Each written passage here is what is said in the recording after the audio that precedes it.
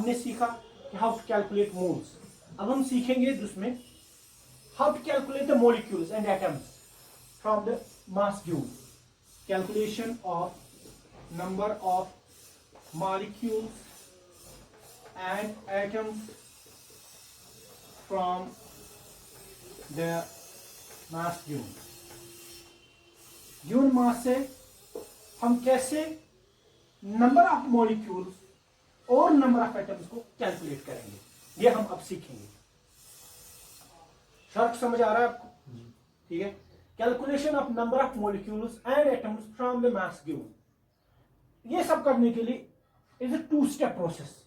इसमें आप 2 स्टेप करेंगे। सबसे पहला क्या करेंगे, 2 स्टेप प्रोसेस। अगर ये है 2 स्टेप वे है, सबसे पहले आप करोगे calculation of moles, calculate the number of moles. ठीक है। सबसे पहले आपको कैलकुलेट करने मोल्स। क्यों करने हैं मोल्स?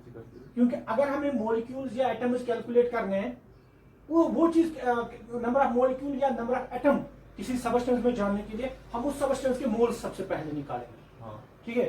देन हम क्या करेंगे, दूसरा नंबर ऑफ मॉलिक्यूल्स हम कैलकुलेट करेंगे। Number of molecules, number of molecules किसके बराबर होता है? वो बराबर होता है नंबर ऑफ मोल्स। कितने मोल्स आपको आए पहले स्टेप में जो आपने किया, इनटू Na, एवोगैड्रो नंबर। तो आप नंबर ऑफ मोल्स को Na से मल्टीप्लाई करो, you will get number of molecules, you will get number of. से फॉर एग्जाम्पल मैं से रब करूं बेटा, ठीक है। चलो, अगर क्वेश्चन है यहां पे calculate the number of molecules, calculate the number of molecules in 49 grams of H2SO4। हमारे पास 49 ग्राम्स H2SO4 के हैं, हमें उसमें से molecules कैलकुलेट करने हैं। ठीक है। Calculate the number of molecules, calculate the number of molecules in 49 grams of H2SO4। तो सबसे पहले हम क्या करेंगे, first we will calculate number of moles, we will calculate number of moles। तो सबसे पहले हम नंबर ऑफ मोल्स कैलकुलेट करेंगे। नंबर ऑफ मोल्स किसके बराबर होता है? वी नो, हमें पता है नंबर ऑफ मोल्स बराबर होता है गिवन मास। वो कितना है? 49 divided bye molecular mass. Sulphuric acid का कितना मोलिकुलर मास है? अभी हमने कैलकुलेट किया था 98। ठीक है। तो 49 divided by 98 is equal to 1/2 moles. ये हमें आ गया। तो 49 ग्राम्स ऑफ सल्फ्यूरिक एसिड में हमारे पास 1/2 0.5 मोल्स होते हैं। अब हमें असल में जो कैलकुलेट करना है वो है नंबर ऑफ मॉलिक्यूल्स। तो नंबर ऑफ मॉलिक्यूल्स किसके बराबर होंगे? Number of molecules is equal number of moles. Moles आपने जो कैलकुलेट किया उनका नंबर कितना है? Into 6.022 into 10⁻23। मोल्स ये कैसे निकलता है? नंबर ऑफ मॉलिक्यूल्स अगर आपको कैलकुलेट करना है, अभी हमने फॉर्मूला बनाई थी कि नंबर ऑफ मॉलिक्यूल कैलकुलेट करने के लिए हम सबसे पहले नंबर ऑफ मोल्स को कैलकुलेट करते हैं, फिर उन्हीं नंबर ऑफ मोल्स को एवोगैड्रो नंबर से मल्टीप्लाई करते हैं, we get number of molecules. तो कितना आ जाएगा? 1/2 इंटू 6.022 इंटू 10⁻23। कितना होगा बेटा? 3.011 इंटू 10⁻23 मॉलिक्यूल्स। इसका मतलब यह है कि 49 ग्राम ऑफ सल्फ्यूरिक एसिड में कितने मॉलिक्यूल्स हैं? 3.011 इंटू 10⁻23 मॉलिक्यूल्स।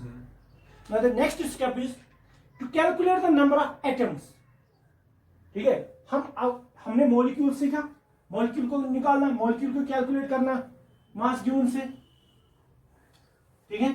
अब हम सीखेंगे नंबर ऑफ एटम्स को कैलकुलेट करना। Calculation of number of atoms. ठीक है। वो किसके बराबर होगा? That will be equal number of moles. सबसे पहले आपको मोल्स कैलकुलेट करने into Na, Avogadro number of atoms into number of atoms. उस मॉलिक्यूल में कितने एटम्स हैं into number of atoms in that molecule. उस मॉलिक्यूल में कितने एटम्स होंगे। इस तरीके से आप नंबर ऑफ एटम्स को कैलकुलेट कर सकते हैं from given mass. Calculation of number of atoms from given mass. Given mass से आप कैसे कैलकुलेट करोगे number of atoms. Please right an example for this. एक न्यूमेरिकल लिखो। Calculate the number of atoms in 53 gram of sodium carbonate. Calculate the number of atoms in 53 gram of sodium carbonate Na2CO3। तो given mass आपको यहां 53 है। आप क्या करोगे, molecular mass निकालोगे पहले किसका, H2SO4, सोडियम कार्बोनेट, ठीक है, सॉरी Na2CO3 का, सोडियम कार्बोनेट का। तो सोडियम कार्बोनेट का मॉलिक्यूलर मास निकालोगे। सोडियम का atomic number, molecular mass, atomic mass कितना है 23 × 2 प्लस कार्बन का एटॉमिक मास 12, एक ही कार्बन है, प्लस ऑक्सीजन का एटॉमिक मास 16 × 3, वो कितना होगा 46 + 12 + 48। तो टोटल कितना मॉलिक्यूलर मास आया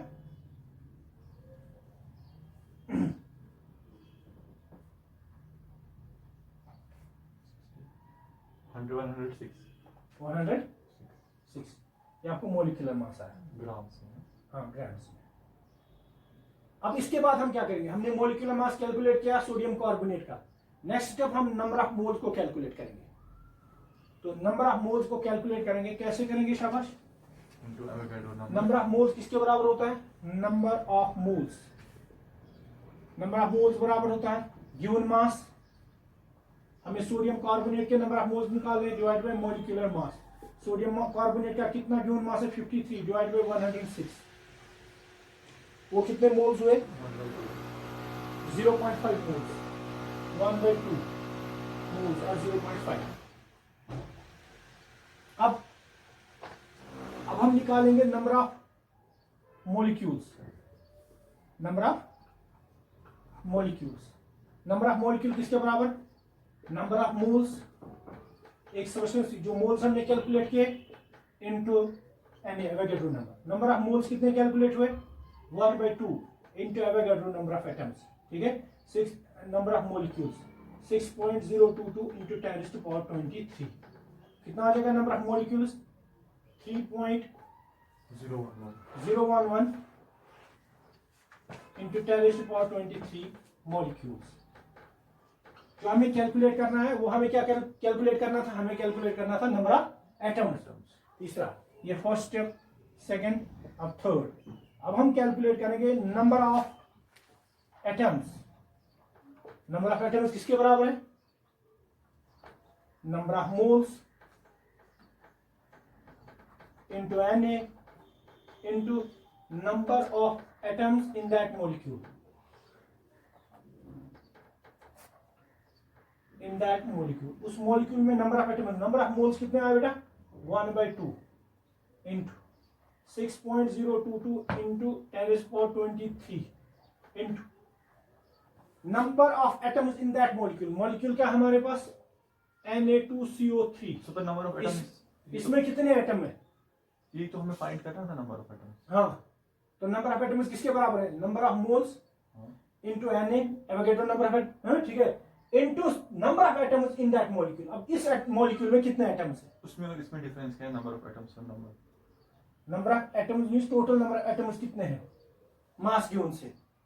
अब इसमें हम एटॉमिसिटी देखेंगे कितने एटम्स हैं, आप समझ रहे, इसमें 2 एटम सोडियम के, प्लस 1 एटम कार्बन का, प्लस 3 एटम किसके ऑक्सीजन के। तो टोटल एटम्स कितने आए 6।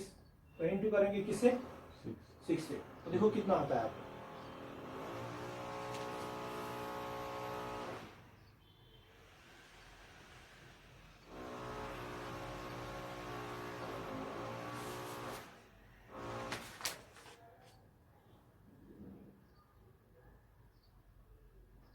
जैसे 18.066,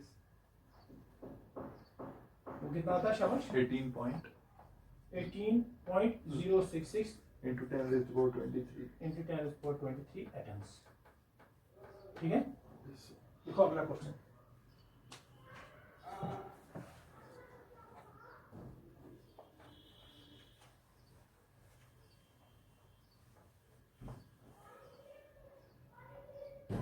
कैलकुलेट